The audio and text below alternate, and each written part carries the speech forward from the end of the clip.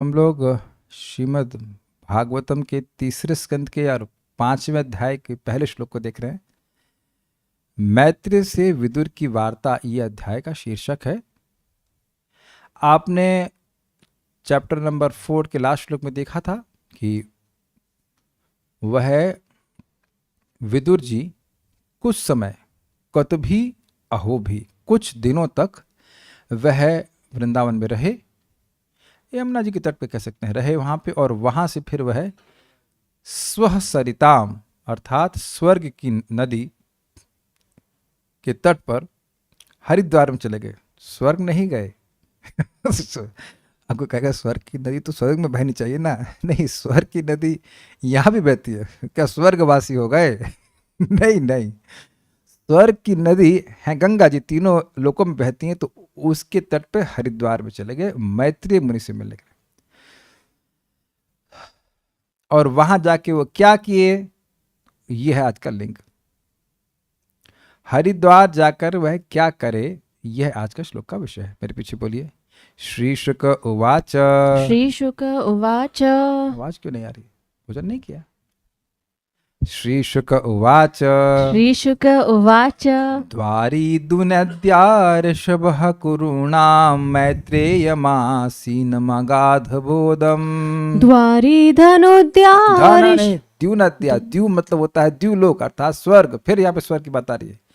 द्वारी द्युनद्यार्षभः कुरूणां मैत्रेयमासीनमगाधबोधम्। द्वारी दुनद्यार्षभः कुरूणां मैत्रेयमासीनमगाधबोधम्। शतोपसृत्याच्युत भावसिद्धः पप्रच्छ सौशील्यगुणाभितृप्तः। शतोपसृत्याच्युत भावसिद्धः पप्रच्छ सौशील्यगुणाभितृप्तः। श्रीशुक उवाच। श्रीशुक उवाच। द्वारी द्युनद्यार्षभः कुरूणां मैत्रेयमासीनमगाधबोधम्। द्वारी दुनद्यार्षभः कुरूणां मैत्रेयमासीनमगाधबोधम्। शतोपसृत्याच्युतभावसिद्धः पप्रच्छ सौशील्यगुणाभितृप्तः। शतोपसृत्याच्युत भावसिद्धः पप्रच्छ सौशील्यगुणाभितृप्तः। श्रीशुक उवाच। श्रीशुक उवाच। द्वारी द्युनद्यार्षभः कुरूणां मैत्रेयमासीनमगाधबोधम्। द्वारी दुनद्यार्षभः कुरूणां मैत्रेयमासीनमगाधबोधम्। शतोपसृत्याच्युतभावसिद्धः पप्रच्छ सौशील्यगुणाभितृप्तः। शतोपसृत्याच्युत भावसिद्धः पप्रच्छ सौशील्यगुणाभितृप्तः। अनुवाद। सुखदेव गोस्वामी ने कहा, इस तरह कुरुवंशियों में सर्वश्रेष्ठ विदुर। यहाँ कौन सर्वश्रेष्ठ है कुरुवंशियों में? विदुर जी, ठीक है, जो कि भगवत भक्ति में परिपूर्ण थे, स्वर्गलोक की नदी गंगा के उद्गम यानी हरिद्वार पहुंचे। यद्यपि आप जानते हैं कि हरिद्वार में गंगा जी का उद्गम नहीं है, लेकिन एक गोमुख से, लेकिन एक अंदाज से, मतलब वहां से शुरुआत से हो रही, जहां विश्व के अगाध विद्वान महामुनि मैत्रेय आसीन थे। मद्रता से ओतपोत, हमको नहीं समझ में आई हिंदी में मद्रता का मतलब क्या है। स्पेलिंग मिस्टेक तो नहीं है? वो इंग्लिश में था, वो समझ में नहीं आया हमको। मद्रता से, इंग्लिश में तो अलग था, जेंटलनेस बोले थे। मद्रता से ओत प्रोत में पूर्ण तथा अध्यात्म में तुष्ट विदुर ने उनसे पूछा। अनुवाद देखिए।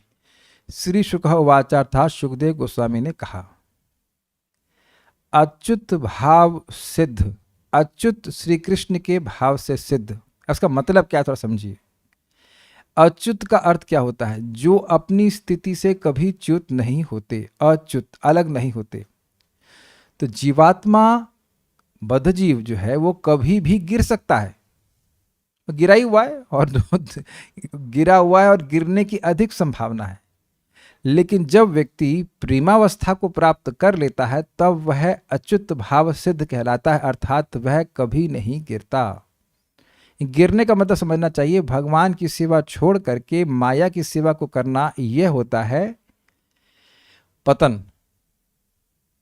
समझ, इसे स्पष्ट समझा रहा। पतन मतलब नीचे करना, अर्थात भगवान की सेवा में लगना ये उच्चतम स्थिति है।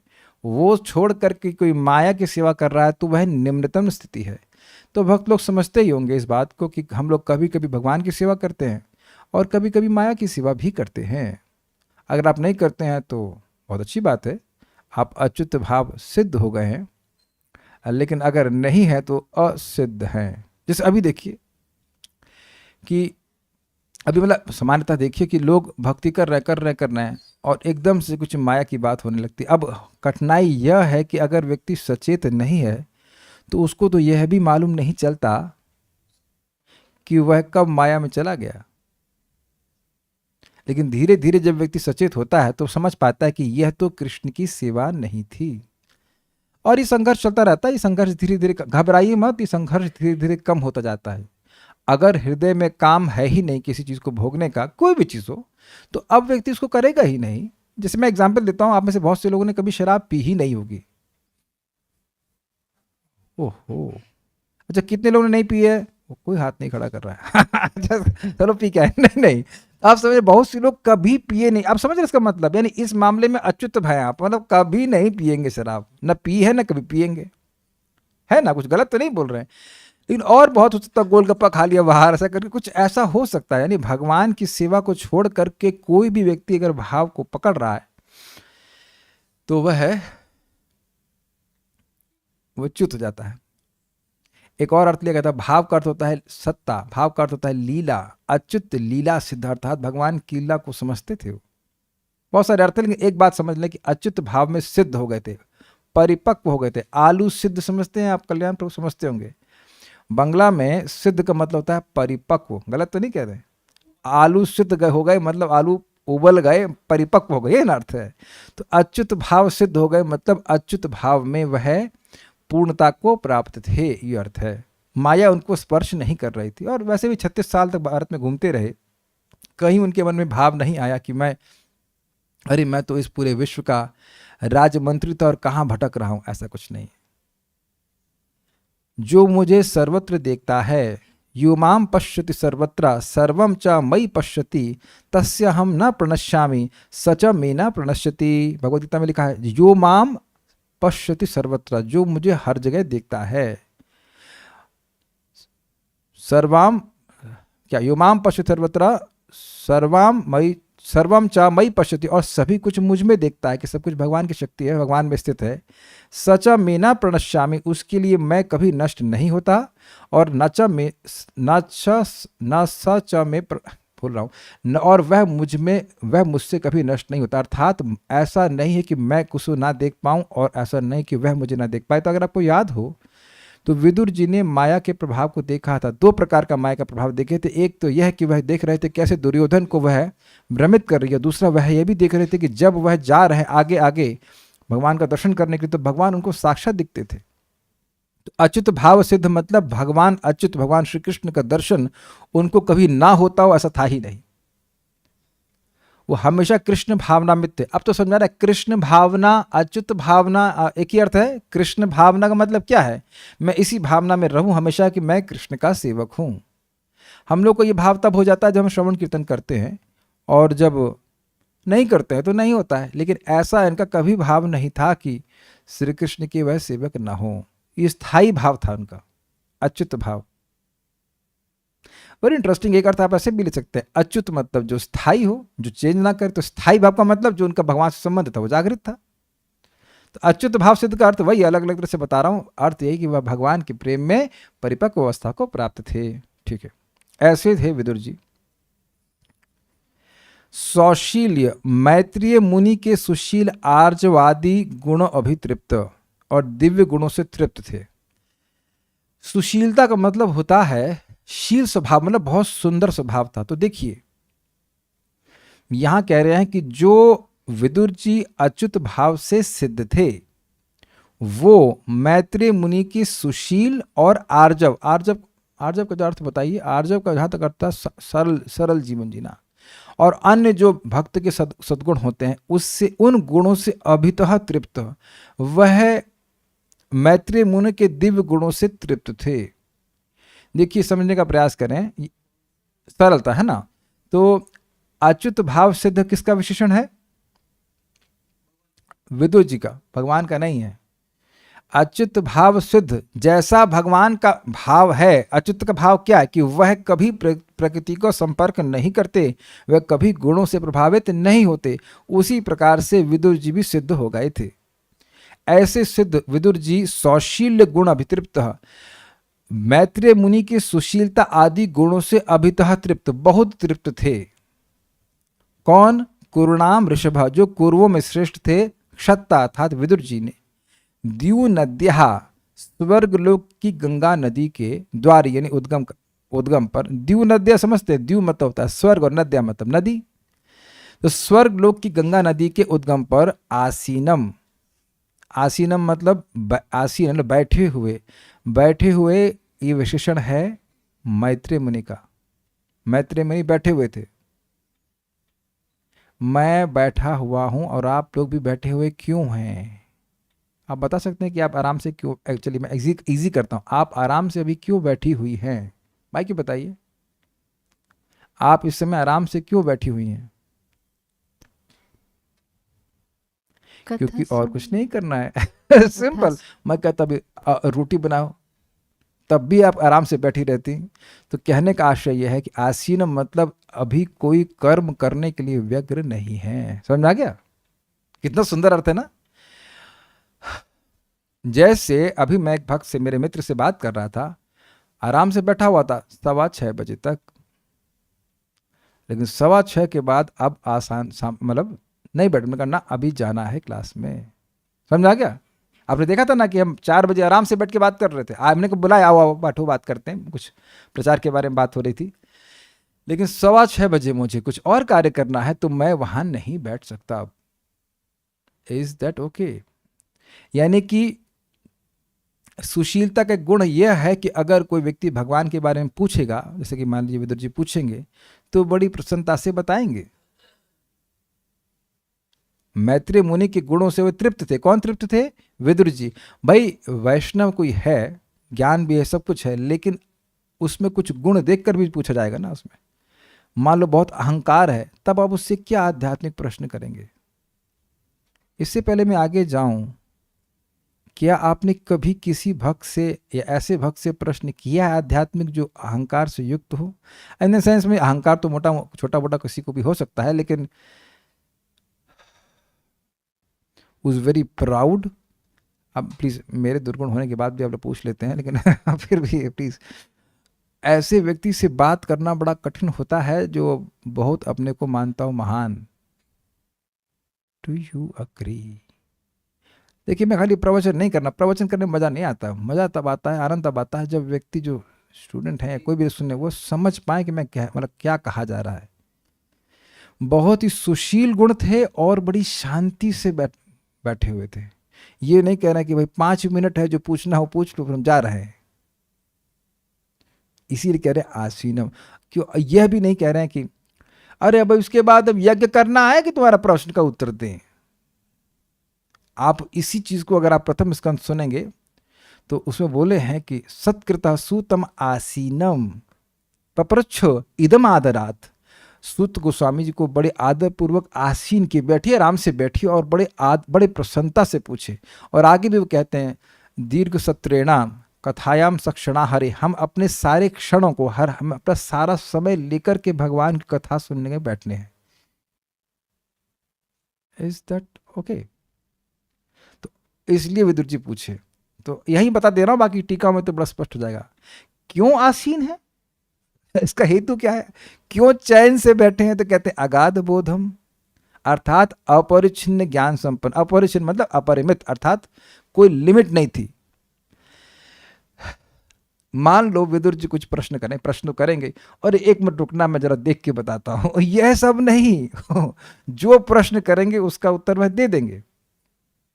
कुछ समझ रहे हैं बात? Walking encyclopedia. ऐसा नहीं कि अब मैत्री मुनि जाकर अपना पोथी खोलें, अच्छा इसका उत्तर क्या है, ऐसा नहीं है। उन्हें कहीं जाने की जरूरत नहीं, वो उत्तर वहीं का वहीं दे सकते हैं। क्यों? क्योंकि अगाध बोधम, और खुद भी कुछ ज्ञान प्राप्त करने के लिए कहीं जाने की जरूरत नहीं है, क्योंकि अगाध बोधम। खुद अपने लिए कहीं कुछ ज्ञान प्राप्त करने की जरूरत क्यों नहीं है? क्योंकि अगाध बोधम, उनका ज्ञान जो है अगाध है। और विदुर जी का प्रश्न का उत्तर देने के लिए भी कहीं जाने के लिए जरूरत नहीं है, क्योंकि अगाध बोधम। दोनों तरफ समझ गए कि नहीं समझ गए? सीधा स्वामी इस बात को समझाते हैं कि हेतु क्या था उनके बैठे रहने का? अगाध बोध। उनको भगवान का बोध पूर्ण रूप से था, तो वह जैसे समझिए, विदुर जी, आपको पूछ रहा हूं, विदुर जी वृंदावन में ही क्यों नहीं रह गए? हरिद्वार क्यों गए? ऐसे और इजी करता हूं प्रश्न, विदुर जी वृंदावन में ही आसीन क्यों नहीं रहे इस श्लोक के अनुसार? बस वृंदावन में क्यों नहीं बैठे रह गए? हरिद्वार क्यों गए? उनकी आतुरता थी ज्ञान लेने की। वेरी गुड, उनको आतुरता थी भगवान के बारे में जानने के लिए, और यह जो भगवान का परम ज्ञान था, यह मैत्री मुनि ने भगवान से साक्षात सुना था। Got it? सिंपल, ठीक है। आप ये भी देख रहे हैं कि जो व्यक्ति वास्तविक रूप से ज्ञान में स्थित है, वह संतुष्ट हो जाता है। Have you not notice this? ये नहीं कह रहे हैं कि संतुष्ट होकर कुछ बोलता नहीं है, क्योंकि मायावादी लोग कहते हैं वही लोग बोलते हैं जिनको ज्ञान नहीं है। जैसे कि जो बोतल जो होता है जिसमें आधा पानी होता है उससे आवाज आती है, और जब पूरा पानी हो जाता है तो आवाज नहीं आती। तो ऐसे ऐसा ये नहीं बोल रहे हम, क्योंकि लिखा है आगे आगे भी, अभी इसी में देखेंगे। पपरुच्छ, पूछा, तो जो कोई आदमी बोलेगा ही नहीं तो पूछेंगे क्या? तो बोलेंगे और बहुत बोलेंगे मैत्री मुनि, लेकिन इनको अपने ज्ञान के लिए और कहीं जाने की जरूरत नहीं है। ठीक, तो अगाध बोधम किसका विशेषण है? मैत्री मुनि का। मैत्रियम उपसृत्य, मैत्रेय मुनि के पास जाकर पपृच्छ, जिज्ञासा की। तो यद्यपि हम उन टीकाओं को नहीं रखे हैं, लेकिन एक प्रश्न आ सकता है कि जाने की क्या जरूरत है, फोन से पूछ लेते। बस फोन तो नहीं कर सकते, लेकिन ये रीति ही है कि व्यक्ति आध्यात्मिक ज्ञान को प्राप्त करने के लिए गुरु के पास जाए। तद विधि प्रणिपातेन परिप्रश्नेन सेवया उपदेक्षन्ति ते ज्ञानम ज्ञानिनस् तत्वदर्शिनः। उस ज्ञान को प्राप्त करने के लिए भगवान कृष्ण कह रहे हैं व्यक्ति को प्रणिपात, बड़ी नम्र भावना के द्वारा, प्रणिपातेन परिप्रश्न, आप देखेंगे अच्छे आध्यात्मिक प्रश्न के द्वारा और सेवा के द्वारा गुरु को ये तीन उपहार दे करके संतुष्ट करना चाहिए। और उपदेक्षन्ति ते ज्ञानम, वह तुमको ज्ञान का उपदेश देंगे। ज्ञानिनः तत्वदर्शिनः, जो तत्व को जानने वाले ज्ञानी जन है। स्पष्ट दिख रहा है आपको यहाँ पे? आचार्यों ने इसको रखा है, मैं टीका नहीं रखा हूं, लेकिन बात बता रहे कि यही तरीका है। केवल किताब पढ़ने से नहीं आती है बात। मैंने ये नहीं कहा कि किताब पढ़ने से बात नहीं आती है, मैंने कहा कि केवल किताब पढ़ने से बात समझ में नहीं आती है। बहुत ध्यान से सुनिएगा। पर तो कह रहे किताब मत पढ़ो ना, केवल किताब पढ़ने से बात नहीं समझ में आती। क्यों नहीं समझ में आती है?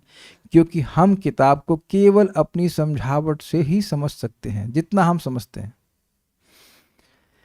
लेकिन भगवान उस किताब के ज्ञान को भक्तों के हृदय में प्रकाशित करते जाते हैं, जितना वह भक्ति में आगे बढ़ते जाते हैं। हम सभी के संग हो रहा है, तो हम लोगों का कर्तव्य है कि जो हमसे कम जानते हैं उनको भगवान के बारे में बताएं, क्योंकि केवल किताब पढ़ने से नहीं होता। आज ही मेरे मित्र से बात हो रही थी, मैं उनको थोड़ा सा प्रोत्साहन दे रहा था कि आप प्रचार करिए। तो मैंने, कितना पढ़ते हैं आप रोज? पढ़ता तो हूं, लेकिन 1 घंटा नहीं हो पाता। और कोई जॉब अब नहीं करना है, वो समझ गए? सुनाई पड़ रहा है ना आप लोगों को? और आप लोग कितना घंटा पढ़ लेते हैं? मेरे ख्याल से 2 घंटा तो पढ़ ही लेते हैं रोज, मैनी डिवोटीज। मैं अगर ये पूछूं कि लास्ट टाइम 2 घंटा कब से नहीं पढ़े थे तो ये अलग प्रश्न है। तो ये तो अच्छा प्रश्न है, लास्ट टाइम 2 घंटा कब से नहीं पढ़े थे? well, जब से आपने जिस दिन क्लास फिनिश करती हो अलग बात है, लेकिन एक भक्त कह रहे 5 घंटा पढ़ते हैं। देखिए, अभी तो 5 साल भी नहीं हुआ जिस व्यक्ति ने बोला है। यह है भक्त संगत का प्रभाव। एनीवेज, तो हम आपको समझा रहे थे कि तरीका होता है और नम्र भावना में पूछ रहे हैं। अब हम आपको थोड़ा और अर्थ बताएंगे। ये सौशील्य गुण जो है, ये मैत्रेय मुनि का तो बताया गया है, लेकिन ये विदुर जी का भी गुण है। विदुर जी के सौशील गुणों से अब अत्यंत तृप्त थे कौन? मैत्रेय मुनि। ऐसे मैत्रेय मुनि से विदुर जी ने पूछा। विदुर जी का भी तो गुण सुशीलता का है भाई। जिसके अंदर भगवान का प्रेम है उसके अंदर तो सारे गुण आ जाएंगे। तो विदुर जी के भी गुणों से बहुत तृप्त थे। ऐसे मैत्रेय मुनि से विदुर जी ने पूछा। दोनों ही लोग भगवान के प्रेमी हैं, तो दोनों ही लोग इस तरह से एक दूसरे के गुणों की सराहना करने में समर्थ हैं। It takes one two no one, है ना। श्री शुक वाचा, सुखदेव गोस्वामी ने कहा, द्वारी दुनद्या द्यू नद्या, स्वर्ग की नदी के द्वार पर ऋषभा कुरुणाम, कुरुओं में श्रेष्ठ विदुर जी, मैत्रेयम आसीनम अगाध बोधन, मैत्रेय मुनि जो बैठे हुए थे और जिनका अगाध बोध अर्थात ज्ञान था, अपरिमित ज्ञान था। शतः, कुरुओं में श्रेष्ठ का विशेषण किसका हुआ है? शतः अर्थात विदुर जी का। उपसृत्य, उन मैत्रेय मुनि के पास जाकर, और ये विदुर जी कैसे हैं? अच्युत भाव सिद्ध, जो अच्युत भाव में सिद्ध है, ऐसे विदुर जी ने पप्रच्छः, पूछा।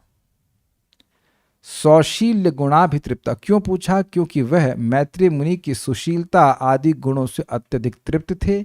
या ऐसे मैत्रेय मुनि से पूछा जो विदुर जी की सुशीलता आदि गुणों से अभितः तृप्त, बहुत बढ़िया से तृप्त थे। देखिए, जब तक गुरु शिष्य के समर्पण से संतुष्ट नहीं होता वह कोई ज्ञान नहीं देता, क्योंकि देने का मतलब ही नहीं है। जैसे बोतल ही का ढक्कन ही ना खुला हो तो पानी कहाँ डालेंगे आप? जमीन पे जाएगा सारा पानी। Is it okay? इसीलिए भक्त लोग समझाते हैं कि do not try to create interest, try to catch interested people. आप रुचि जगाने का प्रयास मत कीजिए, आप उन लोगों को पकड़ने का प्रयास करिए, या हाँ, उन लोगों को पकड़ने का प्रयास कीजिए जिनकी रुचि है, क्योंकि रुचि बहुत रेयर है। हम जिंदगी भर यही करते रहेंगे, यही करते रहेंगे, यही करते रहेंगे। आप लोग मेरे लिए सबसे अधिक महत्वपूर्ण है, क्योंकि आप लोग की रुचि है, and I mean it, room and zoom. अब जिन लोगों की रुचि नहीं है उनके पीछे कोई और भागे, मैं नहीं भागने वाला,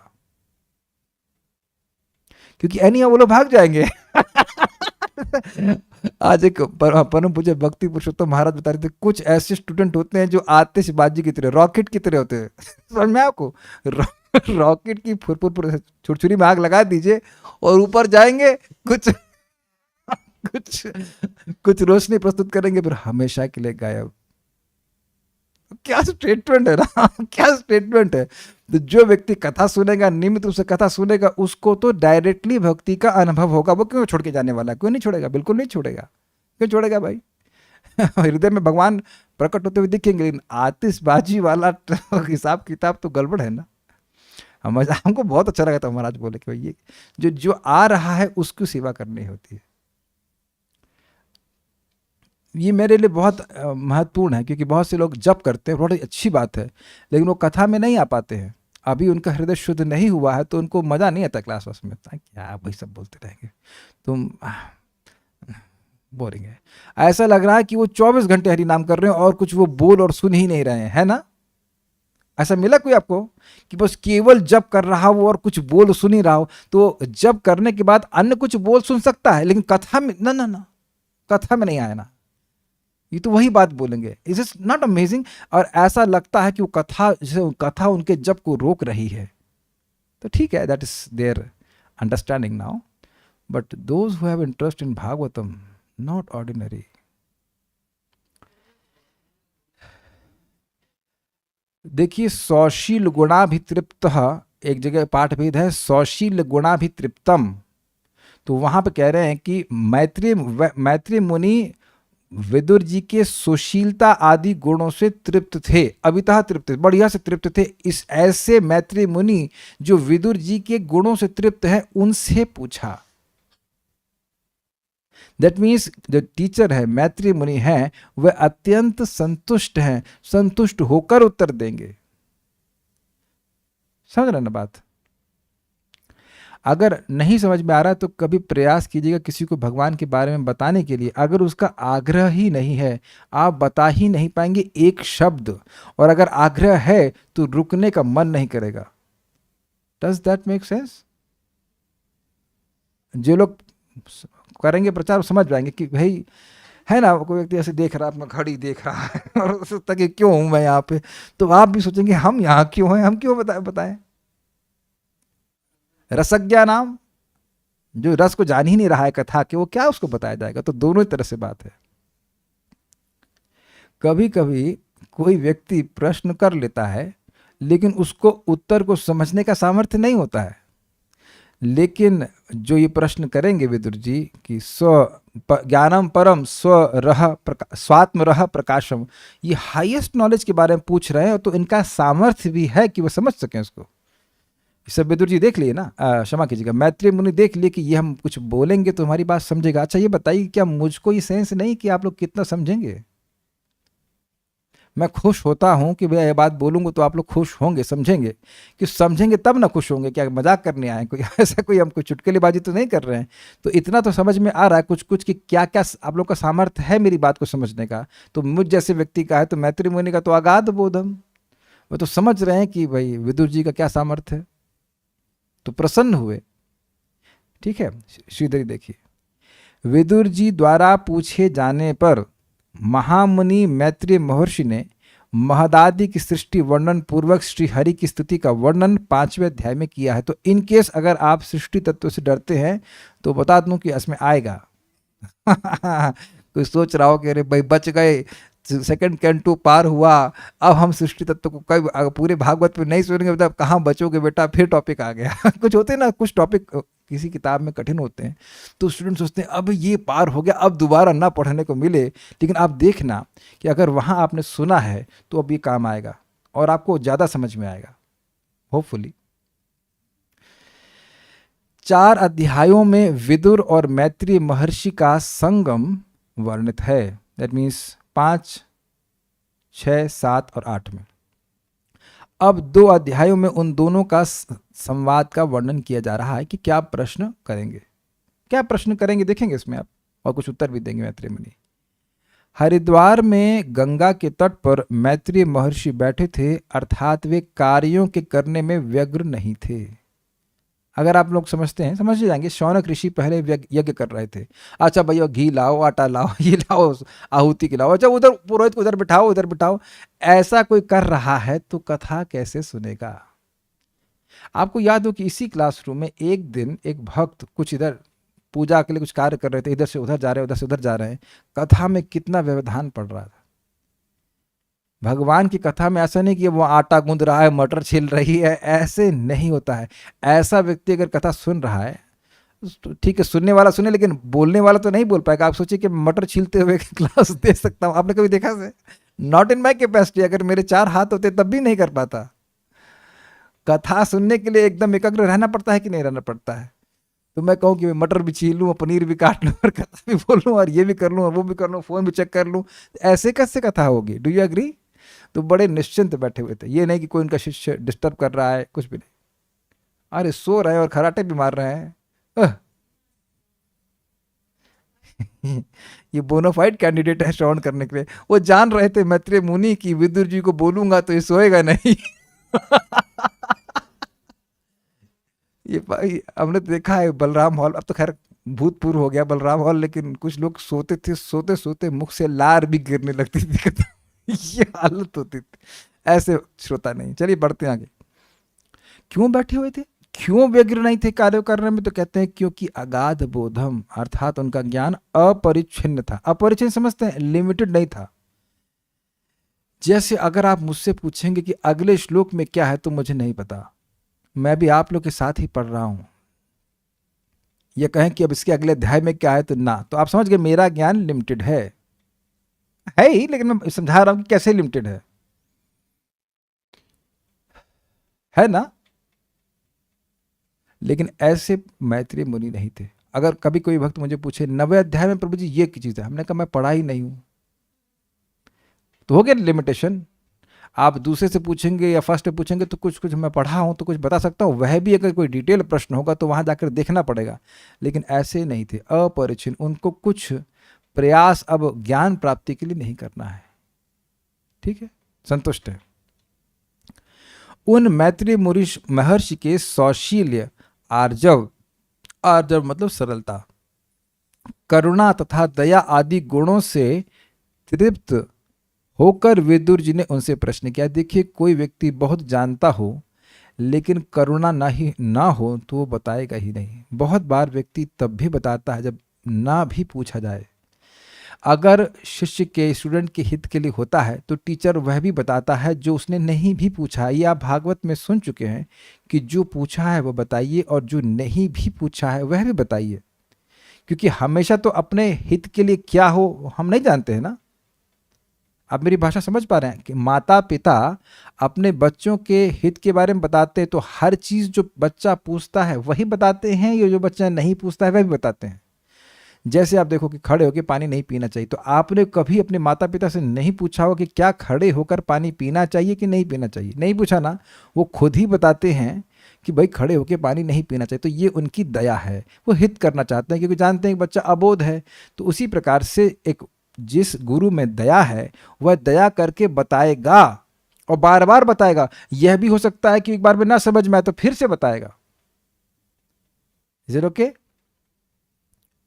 जैसे अगर आप भगवत गीता पढ़ते हैं तो 6ठे अध्याय के अंत में भगवान ने बताया कि जो बड़ी श्रद्धा से मेरा स्मरण करते हैं, मेरी सेवा करते हैं, वो सर्वश्रेष्ठ है। उसके बाद अर्जुन कुछ पूछते नहीं और भगवान स्वयं अपने आप ही 7वां अध्याय शुरू कर देते हैं कि मैया आसक्तमना पार्थ योगम युंजन मदाश्रय असंशयम समग्र माम यथा ज्ञाससि तच्छृणु। कैसे तुम मुझको जान पाओगे, मुझ में आसक्त होकर तुम मुझसे सुनो। तो अर्जुन तो पूछे ही नहीं है।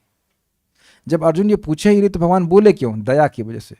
वक्ष्यामि हित कामिया 10वां अध्याय, तुम्हारी हित कामना से मैं बोल रहा हूं। तो देखिए, समझने का प्रयास कीजिए। जैसे एक बछड़े को देख अपने बछड़े को देख करके गाय के स्तन में दूध आ जाता है, बल्कि उस दूध को नहीं दे पाने से उसे कष्ट होता है। ऐसे ही कोई अगर श्रोता है या कोई स्टूडेंट है, जो कुछ भी है, भागवत का प्रेमी है, भागवत का अर्थी है, तो उसको देख कर बिना देखे नहीं, देख कर जो टीचर है उसके हृदय में भगवान के बारे में बोलने की बात आ जाती, इतना बोलने की बात आ जाती कि it becomes painful to not speak.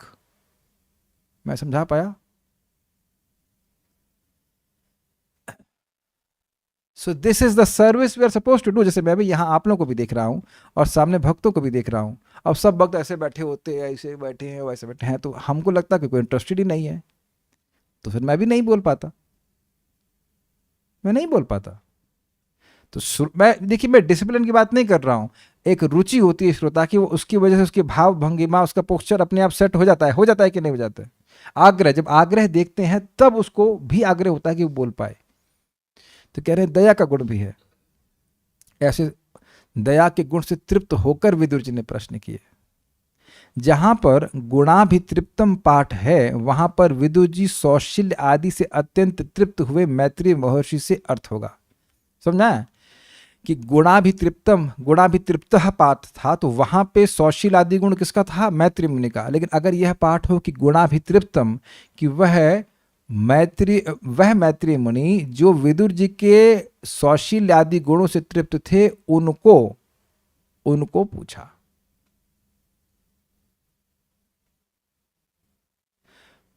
Maitreya मुनि जो विदुर जी के सुशीलता आदि गुणों से तृप्त थे, उनको पूछा। ठीक है, सारार्थ दर्शनी। ये अलग अलग अर्थ नहीं है, कह सकते हैं वो अलग अलग अर्थ आपको लग रहा है, लेकिन बात सिंपल है। दोनों में ही सद्गुण थे, एक दूसरे गुणों को देख करके बोल रहे थे। सारार्थ दर्शनी। इससे पहले मैं आगे जाऊँ, बहुत अच्छी बात थी। आज परम पूज्य भक्ति पुरुषोत्तम महाराज समझा रहे थे और इसी बात को समझा रहे थे कि सदगुरु का होना ही पर्याप्त नहीं है, सद शिष्य भी होना चाहिए। हम लोगों के संग एक बहुत बड़ी दिक्कत है। क्या दिक्कत है? गुरु महाभागवत होने चाहिए और हम महाशिष्य नहीं होने चाहिए। गुरु जी का प्रथम उपदेश है कि प्रसाद खाना चाहिए, है ना। हाँ, प्रथम उपदेश है ये। प्रथम उपदेश क्या है? 16 माला का जप करना। तो फिर बुद्धिमान को इशारा काफी है। गुरु जी से पूछ लेना जाकर के कि मैं गलत बोल रहा हूँ कि सही बोल रहा हूँ। प्रभु जी बोल रहे थे कि 16 माला का उपदेश जप करना। गुरु महाराज, क्या ये सही में आपका पहला उपदेश है?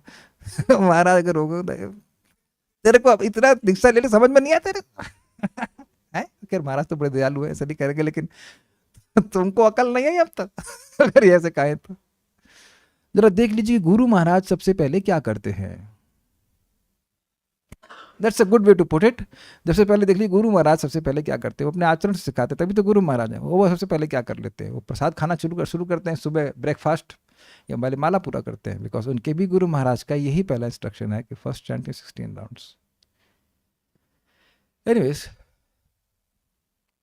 हम ये बात कर रहे थे कि दोनों तरफ से होना चाहिए। जैसे एग्जांपल देता हूँ कि मैंने एक पार्सल मंगवाया था, एक लैम्प मंगवाया था। तो मैं सोचा था कि मंगल आरती में जाऊंगा, अपने छोटे से झोले में, इतना बड़ा झोला था उसमें ले आऊंगा इतने तो लैम्प कितना बड़ा होगा। तो वहां गया तो लैम्प इतना बड़ा कि मेरे झोले में नहीं अटेगा अच्छा, तो मैं वापस आ गया, समझ में आ गया पात्रता नहीं थी मुझे हंसी आई। फिर हमने कहा अच्छा मेरे शायद स्कूटर में आ जाएगा स्कूटर लेके गया तो देखा मैंने कहा भाई ये स्कूटर में भी नहीं आएगा। तो फिर एक भक्त की हेल्प ली मैंने कहा आप इस पार्सल को लेकर के जाइए। समझ गए मैं क्यों बोला? हम सोच रहे हैं भगवान का प्रेम क्यों नहीं मिला। बेटा तुम्हारा झोला छोटा है, अभी भगवान तुम्हारे झोले के साइज को बड़ा कर रहे हैं, पात्रता का निर्माण कर रहे हैं क्योंकि हम तो सोच रहे हैं यही होता है तो सही से होता होगा। समझ रहे ना बात? तो हमारी भी कोई योग्यता होनी चाहिए, तो उस हिसाब से ज्ञान व्यक्ति को प्राप्त होता है। चलिए सारा दर्शनी को देखते हैं। पंचम स्कंद में सुख दुखात्मक जगत की सृष्टि आदि के विषय में प्रश्न करते हैं। ये स्पेलिंग मिस्टेक हो गई है, पंचम स्कंद कहाँ पहुंच गए, पंचम अध्याय होना चाहिए। मैं भी ध्यान दे रहा हूँ, पंचम स्कंद नहीं है, ये पंचम अध्याय है। मैं भी ध्यान नहीं दिया। पंचम अध्याय में ये अध्याय, स्कंद नहीं चला, स्कंद मतलब कैंटो, अभी तो तीसरा स्कंद चल रहा है। ये गलती हो गई है, इसको हम सुधार कर लेंगे। पंचम अध्याय में सुख दुखात्मक जगत की सृष्टि आदि के विषय में प्रश्न करते हैं। अभी आप प्रश्न आगे देखेंगे तो स्पष्ट समझाएगा कि लोग सुख के लिए प्रयास करते हैं। जगत में मिक्स्ड सुख है, दुख है उसमें सुख सना हुआ है। ये ऐसे नहीं कहना चाहिए, सुख है उसमें दुख सना हुआ, जैसे जो भी जितने प्रपोर्शन में अधिक कम जो भी आप मान लीजिए। इसीलिए इस जगत को दुख आलय कहते हैं, जहां पे दुख आलय, लय अर्थात छुपा हुआ, दिखता नहीं है। दुखालयम समझ रहे, एक दुख का घर हो गया अर्थ, और दूसरा दुख छुपा हुआ है इसमें। जिन भोगों को व्यक्ति बड़ा उपादेय मानता है उसमें दुख ही दुख तो पड़ा हुआ है, लेकिन दिखता नहीं है, इसलिए व्यक्ति को जगत अच्छा लगता है। तो आगे आप प्रश्नों से क्लियर समझ में आ जाएगा। पंचम अध्याय में सुख दुखात्मक जगत की सृष्टि आदि के विषय में प्रश्न करते हैं। जगत का स्वरूप के बारे में है कि लोग सुख के लिए प्रयास करते हैं लेकिन दुख मिलता है, तथा इसके उत्तर में मैत्रेय जी ने तत्वों सहित सर्ग का वर्णन किया, अर्थात प्रकृति के तत्वों की सृष्टि का वर्णन किया, तथा श्री हरि की स्तुति करी, भगवान की स्तुति करी। सृष्टि के आश्रय अंगी भगवान की स्थिति का वर्णन करने के पश्चात अब 4 अध्यायों में उनके अंगों अर्थात सृष्टि अथवा सर का विस्तार पूर्वक वर्णन किया गया है। कहने का स्पष्ट मतलब है भगवान की स्थिति का वर्णन आपने सुना विदुर जी से, भगवान के क्षमा कीजिएगा उद्धव जी से सुना था। उसके बाद अब वो हो गए अंगी, जैसे मैं अंगी हूं, मेरे अंग हैं। आप लोगों का भी शरीर पूरा अंगी कह सकते हैं, उसके अंग हैं, parts and parcel and the whole. तो जो होल है वो भगवान श्री कृष्ण है, और उनका ही एक अंग है, उनका ही एक शक्ति है भौतिक जगत, तो उसका वर्णन किया जाएगा 4 अध्याय में। मैत्रेय ऋषि द्वारी अर्थात हरिद्वार में द्यू नद्या अर्थात गंगा जी के तट पर आसीन थे, एवं वे भौतिक कार्यों से व्यग्र अर्थात उनमें संलग्न नहीं थे, परेशान नहीं थे, क्योंकि अपनी शीलता के गुण द्वारा संतुष्ट थे। अब ये दूसरा अर्थ लिया गया है, सौशील्य गुणाभितृप्तम। वह क्यों व्यग्र नहीं थे? उनका सरल जीवन था और वह सुशील स्वभाव के थे, उस कारण से वह तृप्त थे। भाई आप देख सकते हैं कि लोग जो अपनी कुटिया में संतुष्ट है वो बंगला बांधने के लिए व्यग्र नहीं होगा। आप बंगला क्यों नहीं बांध रहे हैं? क्योंकि हम कुटिया में संतुष्ट हैं। ये बोलेगा ना, I am simply happy serving Krishna, I means that person will say. सौशील गुणाभितृप्तम का अन्य पाठ भी प्राप्त है तथा इस पाठ के अनुसार अर्थ यह है कि मैत्री जी विदुर के इस शील स्वभाव से संतुष्ट थे। क्रम संदर्भ, विदुर सम्मान की इच्छा न रखते हुए मैत्री ऋषि के शील स्वभाव से संतुष्ट थे। विदुर जी को सम्मान की इच्छा क्यों होनी चाहिए थी? बोलिए, क्यों होगी विदुर जी को सम्मान की इच्छा? कौन है विदुर जी? व्यासदेव के पुत्र। ओके, और क्या कारण? बोलिए। वेरी गुड, मंत्री हैं, मंत्री हैं। और एक भक्त ने बड़ा अच्छा कहा, अवधूत वेशा, उनका वेश अभी भी अवधूत का है। उनमें यह कोई अहंकार नहीं है कि मैं मंत्री था और मैं इस ऋषि के आगे कैसे झुकूं। अग्रीड। तो ऐसा शील स्वभाव, और उसके बाद वह ऐसे विदुर जी जो अमानी थे, अमानी मतलब जो मान की अपेक्षा नहीं करते थे, वह मैत्री मुनि के शील स्वभाव से संतुष्ट थे। वह भी बड़े प्रसन्न हुए कि बड़े अच्छे भक्त हैं। तथा अन्य पाठ के अनुसार विदुर ने मैत्री ऋषि से जिज्ञासा की जो विदुर के सद्गुणों से संतुष्ट थे। ये तो स्पष्ट है। तात्पर्य देखिए, जो एक टीका मैं समझा दूंगा वह मैं अगली टीका में रिपीट होगा तो नहीं समझाऊंगा। अगर आपको उसमें थोड़ी कठिनाई हो रही है तो आपसे निवेदन है कि आप उसको दोबारा पढ़िए, वो काम भी आपको करना पड़ेगा। आई थिंक करें या ना करेंगे, अगर करेंगे तभी समझ में आएगी बात। तात्पर्य, विदुर पहले से अच्युत भगवान की शुद्ध भक्ति करने के कारण परिपूर्ण थे। क्या शब्द की व्याख्या कर रहे हैं प्रभुपाद? अच्युत भाव सिद्ध। ठीक, भगवान तथा जीव स्वभावतः गुणात्मक दृष्टि से एक हैं। कैसे? सत, चिद और आनंदमय हैं, किंतु मात्रा की दृष्टि से भगवान किसी भी प्राणी से बहुत विशाल है। जीव अणु है और भगवान विभु हैं। वे सदा अच्युत हैं, जबकि जीव माया के अधीन होने के कारण किसी समय भी डगमगा सकते हैं। हम इसको बोलने के लिए बड़े उत्साहित हैं। भाई, हम लोग बद्ध जीव हैं। इनकेस आप में से कोई नित्य सिद्ध हो तो बताए ना मेरे को, फिर हम आपकी ही शरण लेंगे। लेकिन अभी तो नहीं लग रहा कि कोई नित्य सिद्ध है। तो नित्य बद्ध जीव माया से में गिर जाए तो इसमें आश्चर्य नहीं करना। आप कहेंगे ऐसा क्यों बोल रहे हैं? क्योंकि भक्त जब साधना करते हैं तो आश्चर्य करते हैं कि वो गिर गए। माया में गिरे रहना तो ये हमारा डिफॉल्ट मूड है। क्लास में आ गए तो आश्चर्य कर, अरे आज मैं क्लास में कैसे आ गया, मैं जब कैसे पूरा कर दिया, इसमें आश्चर्य होना चाहिए। अभी बिल्कुल सही बोल रहा हूं मैं। अनादिकाल से जो माया की सेवा में लगा पड़ा है, वो एक दिन भी भजन कर लिया तो वो बहुत बड़ी बात है। उसके लिए अपने को ऐसे बोलते, very good, very nice, do it tomorrow again, very good, 16 Mala, very good. अपने मन को प्रोत्साहन, यार मदद कर, यार तुमने यार बढ़िया किया, माला करवा दी, thank you so much. We have to be encouraged कि एक दिन भी भक्ति कर लिए, गिर गए तो आश्चर्य नहीं करना चाहिए। ठीक है, और ये हम खतरे में है। जब तक हम प्रेम की अवस्था को नहीं प्राप्त कर लेते, हम लोग माया के जोन में ही हैं। ऑल्दो भाव के स्तर पे व्यक्ति गुणों के पार चले जाता है, वहां से पतन नहीं होता है। लेकिन किसी किसी केस में भाव के स्तर से भी पतन देखा गया है, जैसे कि जड़ भरत। लेकिन उससे पहले तक तो कुछ भी कभी भी किसी के संग हो सकता है। लेकिन इसका मतलब ये नहीं कि अब हम भक्ति नहीं करेंगे। भक्ति करेंगे तो धीरे धीरे हम इस अच्युत भाव में सिद्ध हो जाएंगे। विदुर पहले ही अच्युत भाव होने के कारण बद्ध जीव के पतनशील स्वभाव यानी च्युत को लांघ चुके हैं।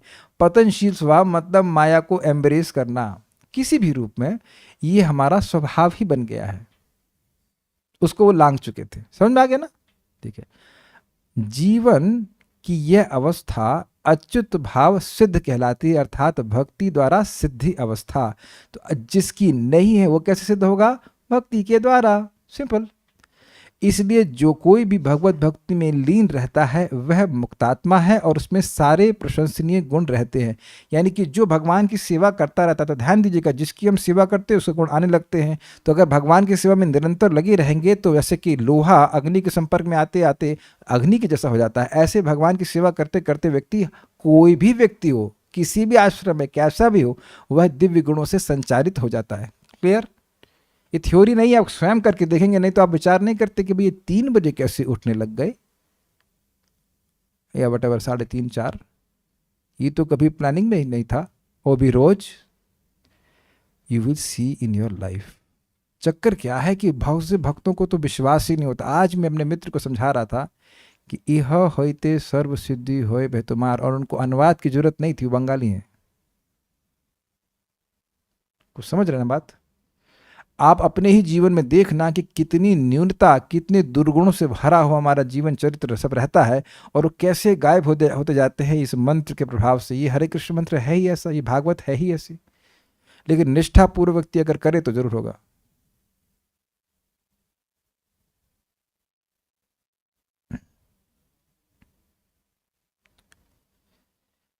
ठीक है। विद्वान ऋषि मैत्रेय हरिद्वार में गंगा के तट पर एकांत स्थान में बैठे थे, और विदुर जो भगवान के पूर्ण भक्त तथा समस्त दिव्य सद्गुणों से युक्त थे, जिज्ञासावश उनके पास पहुंचे। अब हम सुबोधिनी को पढ़ेंगे। सुबोधिनी का जो मतलब एक्सप्लेनेशन है वो थोड़ा टेंजेंशियल होगा तो उसको आस्वादन के लिए ग्रहण कीजिएगा। तो यहाँ द्यू नदियाँ क्यों कह रहे हैं, देवताओं की नदी गंगा जी को क्यों कह रहे हैं? तो कहते हैं सभी की देवत्व की सिद्धि के लिए प्रवृत्त हुए जो देव नदी गंगा है, वह मुझसे भी पहले ही समीचीन यानी उचित कार्य कराएगी। इसलिए भगवत आज्ञा से मैत्रेय वहां ही जाकर गंगा द्वार पर ठहर गए, अर्थात ब्रह्मकुंड पर ही विराजे। यो मेरा विचार है। ये मेरा का मतलब जो मैं समझ पा रहा हूं, मेरा का मतलब वल्लभाचार्य नहीं है मुझे लगा था आप सोच रहे हैं। नहीं, सुखदेव गोस्वामी कहाँ से आ गए? सुखदेव गोस्वामी नहीं है, ये हैं विदुर जी। तो समझिए, बड़ा मजेदार है। मैत्रेय मुनि को प्रभास क्षेत्र में भगवान ने कहा कि आप विदुर जी को ज्ञान देंगे। तो ये मैत्रेय जी हरिद्वार के पहुंच गए। हरिद्वार पहुंचने की क्या जरूरत थी? तो विदुर जी ऐसा सोचिए कि हम ये सोच रहे हैं, विदुर जी सोच रहे हैं, ये इनकी उत्प्रेक्षा है वल्लभाचार्य जी की। विदुर जी ऐसा सोच रहे हैं कि देखो भाई, द्यू नदिया, ये गंगा नदी तो देवताओं में भी देवत्व की प्राप्ति कराती है, उनको भी पवित्र करने वाली है। तो भगवान ने जो आज्ञा दी थी मैत्रेय मुनि को, बहुत बढ़िया आज्ञा दी थी कि मेरे तत्व का, मेरे स्वरूप का ज्ञान आप विदुर जी को देना। ये अच्छा कार्य है कि नहीं? तो अच्छा कार्य की सिद्धि में गंगा जी पहले से ही सहायक होंगी, इसलिए गंगा जी के द्वार पर जाके बैठ गए। जो गंगा जी देवताओं की सिद्धि, उनका भी कार्य कराती हैं, उनको भी पवित्र करती हैं, तो उनके द्वार पर यानी कि उनके तट पर जाकर बैठ गए कि भाई अच्छा कार्य करना है तो ये मेरी सहायता ही करेंगी।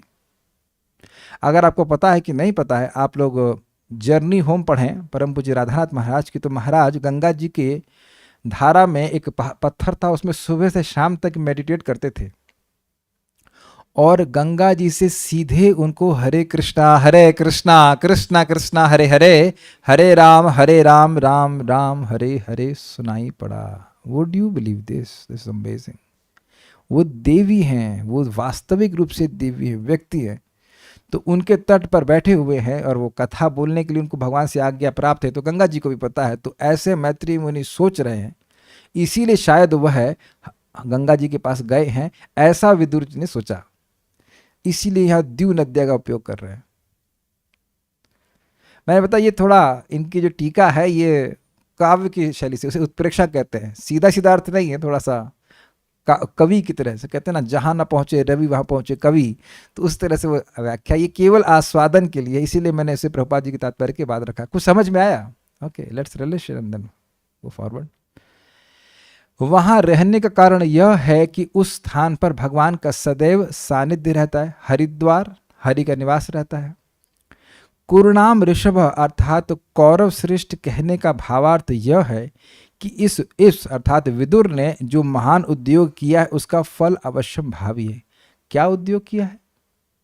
उद्योग यह है कि भगवान के परम ज्ञान जो उनके उनके स्वरूप के रहस्य का प्रकाशक है, उसको जानने के लिए वह उद्यमी है, वह परिश्रम कर रहे हैं, वो पैदल पैदल वृंदावन से हरिद्वार जाने के लिए उत्सुक हैं, उत्सुक क्या चले ही गए ताकि वह मैत्री मुनि से इस ज्ञान को प्राप्त कर सके। तो ऐसा नहीं कि वह विफल हो जाएगा। कुरुओं में सर्वश्रेष्ठ हैं, वो पुरुषार्थ कर रहे हैं तो उसकी प्राप्ति उनको होगी। नेक्स्ट, मैत्रेय नाम से यह सूचित होता है कि वे सबके हितकारी हैं। कैसे सूचित होता है? मैत्री। समझ आ गया? समझ आ गया आपको? मैत्री मतलब मित्र, तो मित्र तो सहज हितकारी होता है कि नहीं? तो मैत्रेय कहने से सूचित हो रहा है कि ये मित्र हैं, हितकारी हैं, तो इसलिए जरूर हित करेंगे विदुर जी का। ऐसा नहीं कि उनको मना कर देंगे। और आसीनम अर्थात शांत बैठे हैं, इससे ये आशय है कि मैत्रेय मुनि किसी प्रकार व्यग्र नहीं है, ये तो स्पष्ट है। और अगाध बोध ज्ञान वाले हैं, इससे यो जताया कि विदुर की बुद्धि इनके ज्ञान उदधि अर्थात ज्ञान के सागर में डूब जाएगी, अर्थात विदुर के सर्व संशय मिट जाएंगे। समझ में आया? जैसे कोई व्यक्ति कुछ घास की तिनके कोई भी वस्तु लाए और समुद्र में डाले तो समुद्र वापस करेगा नहीं, समुद्र में डूब जाएगा। तो विदुर जी के संशय कैसे होगा? छोटी छोटी वस्तुएं हैं, जो कि प्रश्न बड़े कठिन है, लेकिन क्योंकि इनका अबोध ज्ञान है तो अब वह संशय इन्हीं में समा जाएंगे, अर्थात वह संशय किसी और के सामने प्रस्तुत नहीं किए जाएंगे। समझ में आई बात? किसी व्यक्ति, किसी महान भक्त के पास अच्छा ज्ञान है भगवान का, तो आप उसके प्रश्न से इतना संतुष्ट हो जाते हैं कि उस संशय को दूसरे के सामने नहीं रखते। आपका संशय उसके ज्ञान के समुद्र में डूब जाता है। कहो कि अब वो संशय दोबारा प्रस्तुत करो तो कोई जरूरत नहीं, पूरी तरह व्यक्ति संतुष्ट है। समझ में आई ये लाइन? बहुत जबरदस्त बात है। नहीं समझ में आए तो यमुना में जाकर कंकड़, एक करना नहीं चाहिए, लेकिन एक कंकड़ डाल के देखिएगा, वापस नहीं मिलता है। क्या इस बात को समझ पा रहे हैं कि नहीं समझ पा रहे हैं? बहुत मजेदार हमको लगा था। जो भी संशय विदुर जी ला रहे हैं वह अगाध बोध अर्थात मैत्रेय मुनि के ज्ञान के सागर में डूब जाएंगे। वह संशय अब दोबारा और किसी से नहीं पूछेंगे वो। Is it appreciable? ओके, एक आध दो लोग तो समझ में आ रहा है, मुस्कुरा रहे हैं। कहीं ऐसा तो नहीं कि ये भी समझ में नहीं आ रहा है कि क्या समझ में नहीं आ रहा है? आई थिंक दिस इज थोड़ा समझ में आ रहा होगा। थोड़ा मैंने एक बार समझा दिया, एक बार आप पढ़ेंगे तो हो जाएगा। देखिए हम दूर क्या जाएं, हमारे घर में ही कोई पढ़ाई नहीं हो रही है ना? गलत तो नहीं कह रहे ना? तो निवेदन करता हूँ कि थोड़ा समय निकाल के पढ़ लिया करिए, आपको बहुत ही सुख के। अच्छा बताओ, सुख मिल रहा है कि नहीं? एक बार उसको फिर से पढ़ लीजिए भाई। देखिए आप क्लास में आने से पहले ना पढ़ पाए कोई बात नहीं, कोई हर्ज नहीं है। क्लास से जाने के बाद एटलीस्ट जो नहीं समझ में कम से कम उतना दोबारा पढ़ लीजिए।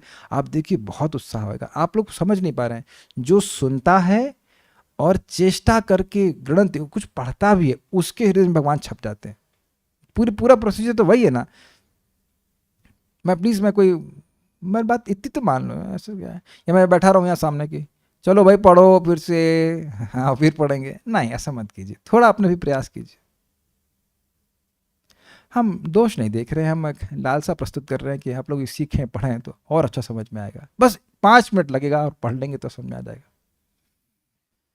ठीक है। शत्रा कहने का अभिप्राय है कि वह पहले से ही जितेंद्रिय एवं निपुण है। जो व्यक्ति इंद्रिय को ही नहीं जीत पा रहा है तो कैसे भगवान की बात समझेगा? वहां जाकर कहे कि हरिद्वार में अब लस्सी कहाँ बट रही है, तो वही लस्सी पी लो कि तुम भागवत सुन लो। Is it okay? हमने निपुण मतलब दक्ष। ये तो आंखों से देखा, आपने देखा था ना, गंगा जी के तट पर स्नान किए फिर बीड़ी पी रहे हैं, वही बीड़ी पी रहे हैं। ऐसा व्यक्ति क्या समझेंगे? अच्युत भगवान की, हाँ, अच्युत भगवान की भक्ति से शाप अधिकार आदि तथा बीजपात योनि दोषादि से जो अशुद्धि थी वह सर्व अशुद्धि मिट गई। देखिए विदुर जी कौन थे? आप बताओ, विदुर जी कौन थे? व्यासदेव जी के पुत्र थे। और उससे पहले कौन थे? यमराज। तो यमराज जी मंडूक जो भी रहा, मांडव्य मुनि के शाप से च्युत हो गए थे अपनी यमराज की पोजीशन से, और 100 साल के लिए वह शूद्र यानी कि विदुर जी के रूप में प्रकट हुए थे। तो अच्युत, समझ गए? अच्युत की भक्ति से वो जो अपने स्थान से च्युत हो गए थे वो सब समाप्त हो गया। शूद्र होने का जो शाप बाध्य था वो सब नष्ट हो गया। और ये आप आगे भागवत में देखेंगे, एक क्षत्रिय थे और गलती से वो गायों की रक्षा कर रहे थे, गलती से रात्रि में बाघ आता है और वो गायों पर अटैक करता है, तो वह बाघ को मारना चाहते थे, तो बाघ का तो कटा कान, लेकिन गाय की गर्दन कट गई। तो अगले दिन वशिष्ठ ने कहा कि तुम शूद्र हो जाओ, लेकिन वो घर छोड़ दिया और भगवान की भक्ति की, तो वशिष्ठ जी का जो ब्रह्म शाप वह भी नष्ट हो गया। तो भगवान की भक्ति के प्रभाव से इनका ये जो निम्न योनि का जो दोष था वह नष्ट हो गया, इसलिए कह रहे अच्युत भाव सिद्ध। समझ में आ गया? ठीक है। ऐसे शुद्ध हो चुके, ध्यान दीजिएगा कि हम लोग सुन चुके हैं कि विदुर जी सीधे भगवान के पास क्यों नहीं गए थे? क्यों नहीं गए थे, याद है? 36 साल तक परिभ्रमण क्यों करते रहे? क्योंकि वो समझ रहे थे कि मैं इस राज आदि में, मतलब ये धृतराष्ट्र आदि की सेवा करके अपवित्र हो गया हूं। याद आ रहा है आपको बात? तो कह रहे हैं पूरी तरह शुद्ध हो गए, अच्युत भाव से सिद्ध हो गए। ठीक है। ऐसे शुद्ध हो चुके विदुर मैत्री मुनि के पास जाकर और विधि के अनुसार समीप गया, जैसे कि गुरु के पास जाना चाहिए, प्रणिपात, परिप्रश्न और सेवा के द्वारा। तो उसके सुशीलता आदि गुणों से पूर्ण तृप्त यानी प्रसन्न हो पूछने लगा, क्योंकि यह बताएगा वह नहीं। ऐसी संदेह रूप जो शुद्धा थी वह गुणों के ज्ञान से निवृत्त हो गई या मिट गई। थोड़ा समझने का प्रयास कीजिए। मैत्रेय मुनि सुशीलता आदि गुणों से युक्त थे। ठीक। तो तृप्ति कब होती है? भोजन करते हैं तो शुद्धा की निवृत्ति होती है और व्यक्ति तृप्त हो जाता है। ठीक। तो कह रहे हैं कि जो इनके संशय रूपी शुद्धा थी, ठीक है ना, संशय भगवान के बारे में जानना चाह रहे थे, तो कुछ प्रश्न थे, तो वह प्रश्न मैत्रेय मुनि बताएंगे कि नहीं बताएंगे ये तो क्लियर नहीं था ना। यद्यपि उद्धव जी ने कहा था कि मैत्री मुनि से आप जाके पूछिए, लेकिन ऐसा भी तो हो सकता था कि मैत्री मुनि ना बताते। आप अगर नहीं समझ में आ रही है बात, तो आप देखिए कोई प्रश्न हम लोग कर, मान लीजिए मन है में कोई प्रश्न है, आप किसी महाराज के पास या किसी भक्त के पास व्यक्तिगत जाते हैं, तो मन में एक संदेह रहता है कि क्या महाराज जी हमारे प्रश्न का उत्तर देंगे या नहीं देंगे, या कोई भक्त देंगे या नहीं देंगे। सब लोग समझ रहे बात?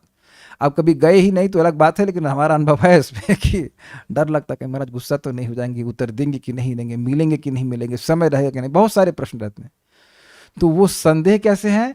शुद्धा की तरह। और वो शुद्धा तृप्त हो गई मैत्रेय मुनि के सुशील स्वभाव से कि वह प्रश्न का उत्तर जरूर देंगे। उस सुशील स्वभाव को देखे और इस कारण से वह तृप्त हो गए। किसके सुशील स्वभाव को देखे? मैत्रेय मुनि के सुशील स्वभाव को देखे कि ये तो किए हुए को बहुत मानते हैं। सुशील स्वभाव जो है, ये भगवान कृष्ण ने कहा है कि अपने भृत्य की बहुत बड़े अपराध को भी कुछ नहीं गिनते, और सेवाम मनागपि तथा बहुधा विप्रति, थोड़ी सी भी सेवा को देखते हैं तो उसको बहुत ज़्यादा मानते हैं। कोई व्यक्ति उनसे द्वेष करता है तब भी भगवान उससे द्वेष नहीं करते हैं। शीलेन निर्मलमति पुरुषोत्तमोयम, उद्धव जी का ही वचन है कि भगवान श्री कृष्ण कितने सुंदर स्वभाव वाले हैं। तो सुशील स्वभाव मतलब जो थोड़ा सा भी कुछ करता है तो उसको बहुत मानते हैं। तो यहाँ तो बड़ी आतुरता, बड़े आग्रह के संग विदुर जी आए हैं, तो मैत्रेय मुनि प्रसन्न होकर निश्चित उनके प्रश्नों का उत्तर देंगे, यह उन्होंने समझ लिया। किसने? विदुर जी ने समझ लिया। तो उनकी जो संशय रूपी शुद्धा थी वह शांत हो गई। इसलिए कह रहे अभितृप्ता, अभिधा तृप्ता, वह तृप्त हो गए इनके गुणों को देखकर कि मैत्रेय मुनि निश्चित रूप से मेरे को देंगे। मैत्रेय मुनि को ज्ञान दिया था भगवान ने, ये तो सुन लिए थे, लेकिन मैत्रेय मुनि को गुणों को देख करके वह समझ गए कि तृप्त हो गए कि हाँ ये हमारे को ज्ञान जरूर देंगे। ठीक है, मैं जस्ट देख लेता हूँ कुछ प्रश्न किसी का है। जब माया में गिर जाते हैं तो बहुत बुरा लगता है और उत्साह डाउन हो जाता है, ऐसी सिचुएशन में उत्साह कैसे बनाए रखें? बहुत सिंपल है। आप लोग कभी रोड पे फिसले हैं? अच्छा, कोई फिसला ही नहीं लगता है। जब हम रोड पे फिसलते हैं तो इतनी जल्दी उठते हैं और मट्टी झाड़ लेते हैं कि मालूम ही ना चले कि हम गिरे। अग्रीड? ऐसे ही करना चाहिए। फिर उत्साह से भक्ति करिए, मानो कुछ हुआ ही नहीं और वास्तव रूप से कुछ हुआ ही नहीं। अगर बॉक्सिंग का मतलब एटलीस्ट एक्सपीरियंस तो नहीं होगा, लेकिन कम से कम देखा होगा कि मान लो कोई पिट रहा है, मान लो आप खूब तेजी से मार रहे हैं और उसने एक आध दो हाथ मार दिए, तो क्या अपने को हारा मानेंगे? मेरी बात समझ में आई? 24 घंटे में अगर आधा घंटा माया में चले गए, अच्छी बात नहीं है, लेकिन मान लो माया ने खींच लिया तो बाकी 23.5 घंटे तो आप जीते कि नहीं जीते? बताइए मेरी बात, कुछ समझ में आ रहा है कि नहीं आ रहा है? मैं माया में जाने के लिए नहीं कह रहा हूं, लेकिन भगवान की भक्ति करना ये सीधे माया से युद्ध का यलगार कहते कर देना कि हम अब नहीं कर रहे तेरी सेवा। अरे तू नहीं करेगा, कैसे नहीं करेगा? तो वो खींचने का प्रयास करेगी कॉन्स्टेंटली। और एक बात आप सब लोग अपने अनुभव से समझ लीजिए कि अगर आज आप लोग क्लास में नहीं आते तो ये 1 घंटा माया को ही जाता मोस्ट प्रॉब्ली, ये भगवान की सेवा में नहीं जाता। और आप यहाँ बैठे हैं तो माया की दम नहीं कि आपको उठा ले। हाँ, आप खुद उठ जाओ तो अलग बात है, हम भी उठने वाले हैं। क्या ये सामर्थ्य सबका दिख गया कि भक्तों की संगत में हम लोग, चाहे हम लोग 4 बजे पूर्ण माया में थे, लेकिन जैसे ही भक्तों की संगत में आते तुरंत पूरा चार्ज हो जाते, तो क्यों नहीं नियमित रूप से भक्तों की संगत में रहते? See the potency of the association of devotees. आप ये भगवान भगवान ना करे ऐसा हो, लेकिन आप अगर क्लास में नहीं आएंगे तो पढ़ेंगे तो पक्का नहीं, सुनेंगे तो पक्का नहीं। मैं 100% कह सकता हूँ, क्योंकि अगर सुनना होता, पढ़ना होता तो क्लास में आ गए होते ना। हम तो डर के मारे आते हैं डर के मारे भी ऐसे कहते हैं कि भैया हमसे पढ़ाई बड़ाई कुछ नहीं होगी, और भक्तों से आनंद भी आता है। ओके, ठीक है, सो विल स्टॉप हियर। उम्मीद है कि आप लोग को ये अच्छा लगा होगा, और भगवान की भक्ति करते रहिए और बातें सब सीखेंगे। बहुत सुंदर सुंदर टीकाएं इसमें हैं। अब कोई प्रश्न है तो आप कृपया टेलीग्राम से पूछ लीजिएगा, यहाँ रुकने का समय हो गया। श्रीमद् भागवतम की जय, श्रील प्रभुपाद की जय, ताई गौर प्रेमानंदे।